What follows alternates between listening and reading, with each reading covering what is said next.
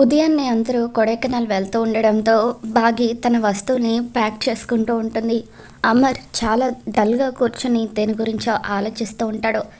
దాంతో బాగి అమర్ వైపు చూస్తూ ఏమైందండి, ఎందుకు అలా ఉన్నారు అని చెప్పి అంటూ ఉంటే అప్పుడు అమర్ ఏం లేదు, ఉదయం జరిగిన ఇన్సిడెంట్ గురించి ఆలోచిస్తున్నాను అని చెప్పి అంటూ ఉంటాడు. దాంతో బాగి మీరుండగా నాకు ఏమవుతుందండి, ఇంకా దాని గురించి ఆలోచిస్తున్నారా అని చెప్పి అంటూ ఉంటుంది. అసలు నిన్ను చంపాలని చూసిన వాళ్ళు ఎవరై ఉంటారా అని ఆలోచిస్తున్నాను. నిన్ను ఆరుని చంపితే వాళ్ళకు ఏం లాభం వస్తుంది అని చెప్పి అమర్ ఆలోచిస్తూ ఉంటే అప్పుడు బాగి ఏమండి, ఆరు ఒక్కని నన్ను మీ నుండి దూరం చేయాలనుకుంది ఎవరో ఖచ్చితంగా త్వరలోనే బయటపడతారు. మీరు వాళ్ళని వెతికి పట్టుకొని శిక్ష పడేలాగా చేస్తారు, నాకు ఆ నమ్మకం ఉంది. మీరు దాని గురించి ఎక్కువగా ఆలోచించి ఆరోగ్యం పాడు చేసుకోకండి అని చెప్పి బాగి అమర్కి చెబుతూ ఉంటుంది. తర్వాత అమర్ని గట్టిగా హక్ చేసుకొని ఉదయం నాకు అలా జరిగినప్పుడు మీరు నన్ను ఖచ్చితంగా కాపాడుతారన్న నమ్మకం నాకుంది, కానీ మరొక పక్క ఆరు ఒక్కలాగే నేను కూడా ఎక్కడ మీకు దూరం అయిపోతానని భయపడిపోయాను అని చెప్పి బాగి అంటూ ఉంటే అప్పుడు అమర్ బాగి నోటిని మూస్తాడు. వద్దు బాగి, ఇంకెప్పుడు కూడా మాకు దూరం అవుతానన్న ఆలోచనే నీకు రాకూడదు. మేము తట్టుకోలేము. ఒక్కసారి ఆరుని దూరం చేసినందుకే ఎన్నో రోజులు మేము చీకట్లో బతికాము. మేము తన గురించి ఏడవని రోజంటూ లేదు. నువ్వు ఇంటికి కోడలుగా వచ్చిన తర్వాతే పిల్లలు నేను అంతో ఇంతో సంతోషంగా ఉన్నాము. ఆ కొంచెం సంతోషాన్ని కూడా ఈసారి దేవుడు దూరం చేస్తే మేము కూడా మీతో పాటే వచ్చేవాళ్ళము అని చెప్పి అమర్ అంటూ ఉంటాడు. ఇక దాంతో బాగి ఎంతగానో ఎమోషనల్ అవుతూ మీలాంటి భర్త నాకు దొరకడం నిజంగా నా అదృష్టం అండి. నా శ్వాస ఎక్కడ ఆగిపోతుందోనని, మళ్ళీ పిల్లలు మళ్ళీ తల్లి లేని వాళ్ళు అవుతారేమోనని చాలా భయపడ్డాను అని చెప్పి బాగి అంటూ ఉంటుంది. ఇక అమర్ అలా బాగిని గట్టిగా హగ్ చేసుకొని నేనుండగా నీకేం కానివ్వను బాగి, నా ప్రాణాలు అడ్డు వేసైనా నిన్ను కాపాడుకుంటాను. నాకేదైనా పర్వాలేదు, కానీ నీకు మాత్రం ఏమీ కాకూడదు. నేనున్నా లేకపోయినా పిల్లల్ని ఈ ఇంటిని నువ్వు తీర్చిదిద్దుతావన్న నమ్మకం నాకుంది అని చెప్పి అమర్ అలా బాగి మీద తనకున్న నమ్మకం గురించి చెప్పడంతో బాగి కన్నీళ్లు పెట్టుకుంటూ మీలాంటి మంచి మనిషికి ఏమీ కాదు, కాకూడదు కూడా అని చెప్పి గట్టిగా హక్ చేసుకొని ఏడుస్తూ ఉంటుంది. సరే ఉదయాన్నే మనం కొడైకెనాల్ వెళ్ళాలి కదా, ప్యాక్ చేసుకో అని చెప్పి అమర్ అంటూ ఉంటాడు. ఇక అలా బాగి తన వస్తువులను ప్యాక్ చేసుకుంటున్నప్పుడు ఏమండి, ఇంత సడన్గా మీరు కొడైకెనాల్ ట్రిప్ ప్లాన్ చేశారంటే ఖచ్చితంగా ఆరు ఒక్క కేసు గురించి ఇన్వెస్టిగేషన్ చేయడానికి అయి ఉంటుంది, అవును కదండి అని చెప్పి అంటూ ఉంటే అవును బాగి, కానీ పిల్లలకు ఈ విషయం గురించి చెబితే కంగారు పడతారు, అందుకే పిల్లలకు హాలిడే ట్రిప్ అని చెప్పి తీసుకువెళ్తున్నాను. నువ్వు కూడా ఈ విషయం వాళ్ళకి చెప్పకని అమర్ అంటూ ఉంటాడు. సరేనండి అని చెప్పి బాగి అంటూ ఉంటుంది. ఇవ్వండి మరొక విషయం, నాకు కొడైకెనాల్ నుండి ఒక అక్క ఫోన్ చేస్తూ ఉండేదని చెప్పాను కదా, ఎలాగో కొడైకెనాల్ వెళ్తున్నాం కాబట్టి ఆ అక్క ఎక్కడుందో కనిపెట్టి ఒకసారి ఆ అక్కని కూడా నేను కలుస్తానండి. మళ్ళీ నేను ఆర్జేగా పనిచేస్తున్నా కూడా ఒక్కరోజు కూడా తను నాకు ఫోన్ చేయలేదు. తను ఎలా ఉందో ఏంటోనని నాకు కంగారుగా ఉంది. జీవితంలో ఒక్కసారైనా తనని కలుసుకోవాలని ఉంది, తను ఎలా ఉంటుందో చూడాలని ఉందండి అని చెప్పి బాగి అమర్కి చెబుతూ ఉంటే అమర్ మనసులో నీకు ఎలా చెప్పను బాగి, నువ్వు ఎంతగానో అభిమానిస్తున్నారు ఈ లోకంలో లేదని నీకు తెలిస్తే నువ్వు తట్టుకోలేవు అని చెప్పి ఎంతగానో బాధపడుతూ ఉంటాడు. సరే అక్కడికి వెళ్ళిన తర్వాత టైం కుదిరినప్పుడు నీకు కాల్ చేసే అక్క గురించి డీటెయిల్స్ కనుక్కుందామని చెప్పి అమర్ అంటూ ఉంటాడు. థ్యాంక్స్ అండి, థ్యాంక్ యూ సో మచ్ అని చెప్పి బాగి అలా అమర్ని హక్ చేసుకొని థ్యాంక్స్ చెప్తూ ఉంటుంది. తర్వాత రోజు ఉదయాన్నే అమర్ రాతోడు పిల్లలు వీళ్ళందరూ కూడా కొడైకెనాల్ వెళ్ళడం కోసం అని చెప్పి రెడీ అయ్యి కిందికి వస్తూ ఉంటారు. పిల్లలు తమ లగేజ్ తీసుకొని కిందకి వచ్చిన తర్వాత మనోహరి అనామిక కూడా తన లగేజ్ తీసుకొని కిందకి రావడం చూసి ఇది కూడా కొడైకెనాల్కి వస్తుందా, ఏదో ఒక విధంగా దీన్ని రాకుండా ఆపాలి, ఒకవేళ ఇది కనుక అక్కడికి వస్తే మళ్ళీ బాగీని అమర్ని దగ్గర చేయడానికి ప్రయత్నాలు మొదలు పెడుతుంది. ఎట్టి పరిస్థితులను దీన్ని రానివ్వకూడదు అని చెప్పి మనోహరి అనామికతో, ఏంటి అనామిక, నువ్వు కూడా కొడైకెనాల్కి వస్తున్నావా? అయినా ఇప్పుడు పిల్లలకి హాలిడేస్ కదా, కేర్ టేకర్గా ఇక నీ అవసరం మాకెందుకు అని చెప్పి అంటూ ఉంటుంది. పిల్లలు ఎంతో బాధగా ఒకరి ఫేస్ ఒకరు చూసుకుంటూ ఉంటారు. అవును అనామిక, నేను అన్న దాంట్లో తప్పే ఉంది. ఇప్పుడు మేమంతా కలిసి ఫ్యామిలీ ట్రిప్కి వెళ్తున్నాము, మరి అటువంటప్పుడు నువ్వు మాతో పాటు ఎందుకు అని చెప్పి మనోహరి అంటూ ఉంటుంది. ఇంతలో అమర్ అక్కడికి వస్తాడు.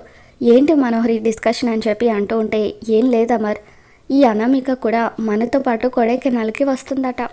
పిల్లలకు ఎలాగో హాలిడేస్ కదా, ఇప్పుడు ఇంకా కేర్ టేకర్ అవసరం మనకెందుకు అని చెప్పి మనోహరి అంటూ ఉంటుంది.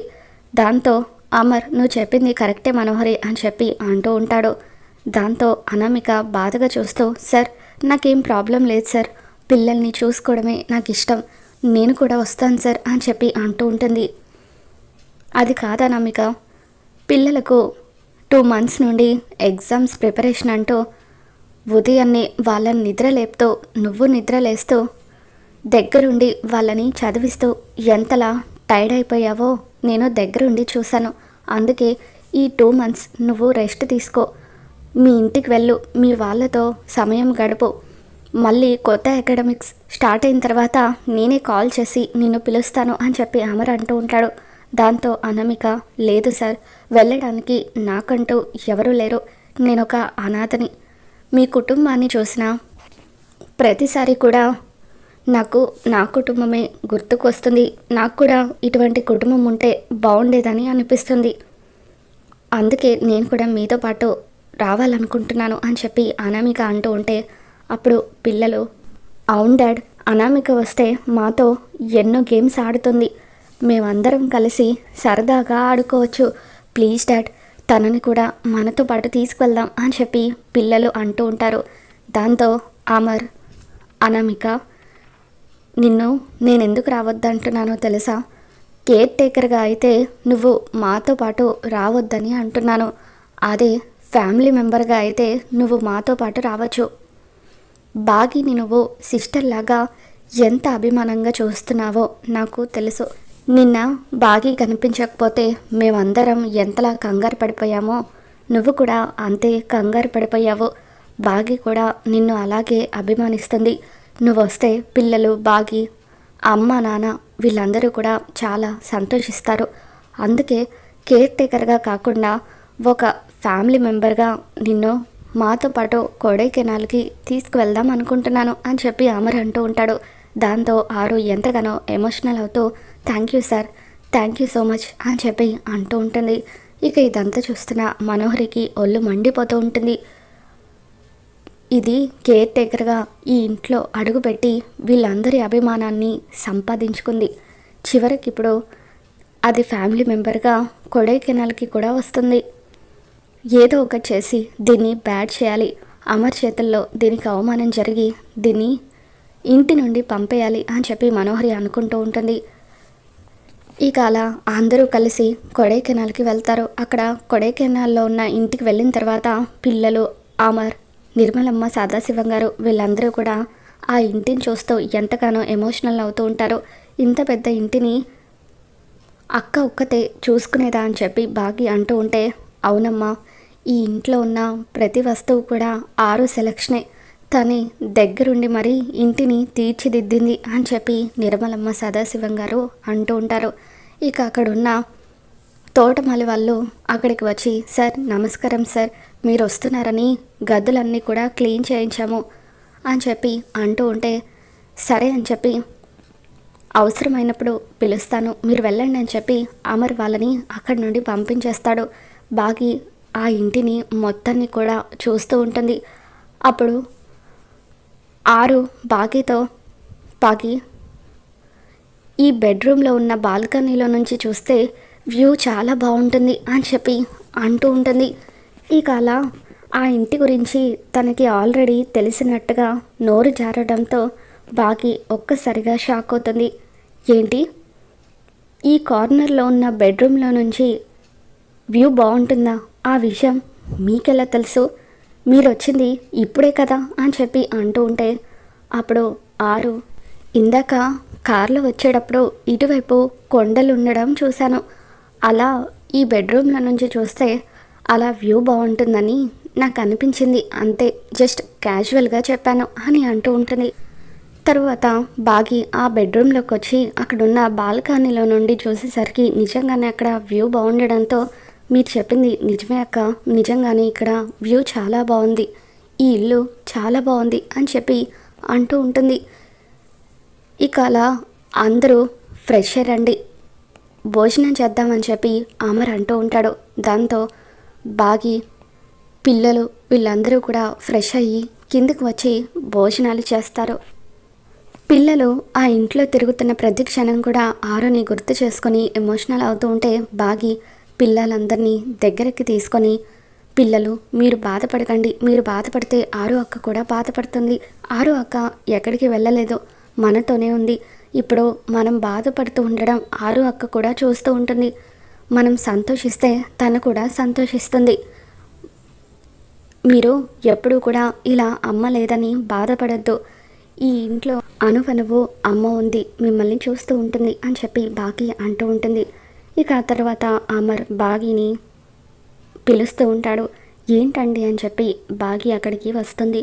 అప్పుడు అమర్ ఆరు చీరలను చూపిస్తూ, బాగి, ఇంతకుముందు ఆరు వస్తువులను ముట్టుకుంటే నేను నీ మీద కోప్పడేవాడిని, నువ్వే కాదు ఇంట్లో ఎవరు ఆరు వస్తువుల్ని ముట్టుకున్నా నాకు నచ్చేది కాదు, కానీ ఇప్పుడు ఆరు వస్తువులను నీకు ఇద్దామని అనుకుంటున్నాను, ఇవన్నీ కూడా ఆరు చీరలే, నీకు ఏ చీర నచ్చితే ఆ చీర కట్టుకోవచ్చు, ఒకప్పుడు ఆరు స్థానాన్ని నేను ఎవరికి ఇవ్వద్దని అనుకున్నాను, కానీ అనుకోకుండా మన పెళ్ళి జరిగిపోయింది, ఆరు బతికున్నప్పుడు ఇంటిని పిల్లల్ని ఎంత బాగా అయితే చూసుకునేదో నువ్వు కూడా అచ్చం ఆరులాగే పిల్లల్ని ఇంటిని అంత బాగా చూసుకున్నావు, తన స్థానాన్ని నీకు ఇస్తే ఖచ్చితంగా ఆరు కూడా చాలా సంతోషపడిపోతుంది, అందుకే ఆరు నగలు చీరలు నీకు ఇద్దామని అనుకుంటున్నాను, ఇప్పుడు నేను ఈ వస్తువులను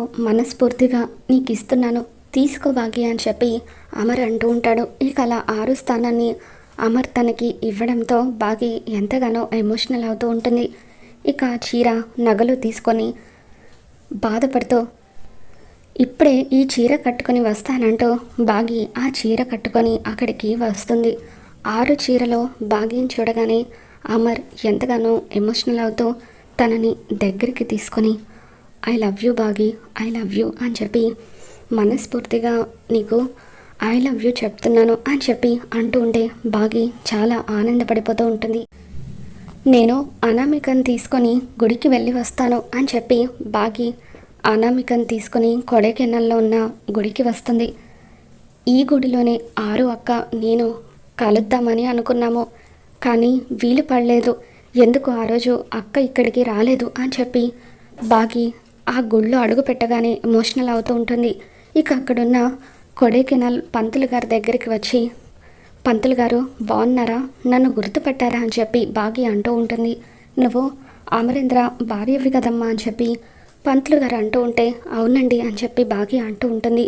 అంతకుముందు నేను ఒక అక్క కోసం గుడికి వచ్చాను, ఆ అక్క అప్పుడే అక్కడి నుండి వెళ్ళిపోయిందని మీరు నాతో చెప్పారు, మళ్ళీ తర్వాత ఎప్పుడైనా ఆ అక్క గుడికి వచ్చిందా, దయచేసి చెప్పండి పంతులు గారు, ఆ అక్కని కలుద్దామని నేను ఎన్నో రోజులుగా ఎదురు చూస్తున్నాను, ప్లీజ్ పంతులు గారు చెప్పండి అని బాగి అడుగుతూ ఉంటే, ఇంతలో అదే గుడిలో పనిచేస్తున్న మరొక పంతులు గారు అక్కడికి వచ్చి, ఈ అమ్మాయి అడుగుతుంది అరుంధతి గురించా అని చెప్పి అంటూ ఉంటుంది. ఇక దాంతో బాగి ఒక్కసారిగా షాక్ అవుతుంది. అవును పంతులు గారు, నేను అడుగుతుంది అరుంధతి అక్క గురించే, తను మళ్ళీ గుడికి వచ్చిందా అని చెప్పి అంటూ ఉంటే, ఆ రోజు నువ్వు తనని కలవటానికి ఈ గుడికి వచ్చి వెళ్ళావు, ఆ రోజే తను చనిపోయింది కదమ్మా, యాక్సిడెంట్లో తను చనిపోయింది అని చెప్పి మరొక పంతులు గారు బాగి ముందు నిజాన్ని బయట పెట్టడంతో బాగి ఒక్కసారిగా కుప్పకూలి ఏడుస్తూ ఉంటుంది. ఇక అక్కడే ఉన్న పంతులు గారు బాగిని ఓదారుస్తూ ఉంటారు. ఆ రోజు ఇంటికి వచ్చినప్పుడు ఈ విషయం నీతో చెబుదామని అనుకున్నాము, కానీ మీ ఇంట్లో వాళ్ళే ఈ విషయం నీతో చెప్పొద్దనుకున్నారు. మీ అక్క చనిపోయిన తర్వాత నువ్వు ఆ ఇంటికి తన స్థానంలో కోడలిగా వచ్చావమ్మా అని చెప్పి పంతులు గారు బాగీకి చెబుతూ ఉంటారు. ఇక బాగి ఎంతగానో ఎమోషనల్ అవుతూ ఉంటుంది. ఇన్ని రోజులు అదే ఇంట్లో ఉండి కూడా ఆరు అక్క నాకు ఫోన్ చేసిన అక్క ఒక్కరేనని తెలుసుకోలేకపోయానని చెప్పి బాగి ఎమోషనల్ అవుతూ ఉంటే పక్కనే ఉన్న అనామిక వైపు చూస్తున్న పంతులు గారు ఈ అమ్మాయి ఏంటి అచ్చం అరుంధతిలాగా ఉంది అని చెప్పి ఆలోచిస్తూ ఉంటారు. గుడికి వెళ్తున్నానని చెప్పిన బాగి ఇంకా ఇంటికి రాకపోవడంతో అమర్ కంగారు పడుతూ గుడికి వస్తాడు. ఇక గుడికి వచ్చిన తర్వాత బాగీకి నిజం తెలిసిపోయిందని తెలుసుకున్న అమర్ తనని ఓదార్చే ప్రయత్నం చేస్తూ ఉంటాడు. ఇన్ని రోజులు ఆరు అక్క నాకు ఫోన్ చేసిన అక్క ఇద్దరు ఒకటేనని ఎందుకు చెప్పలేదండి అని చెప్పి బాగి అంటూ ఉంటే నువ్వు ఇలా బాధపడతావని నేను ఆ నిజాన్ని చెప్పలేదు అని అమర్ అంటూ ఉంటాడు. ఇక అలా బాగి అయితే నిజం తెలుసుకొని ఎంతగానో ఏడుస్తూ ఉంటుంది. మరి రాబోతున్న ఎపిసోడ్లో ఏం జరగబోతుందో మళ్ళీ మన ఛానల్లో తెలుసుకుంది. ఈ వీడియో మీకు నచ్చినట్లయితే తప్పకుండా లైక్ చేయండి.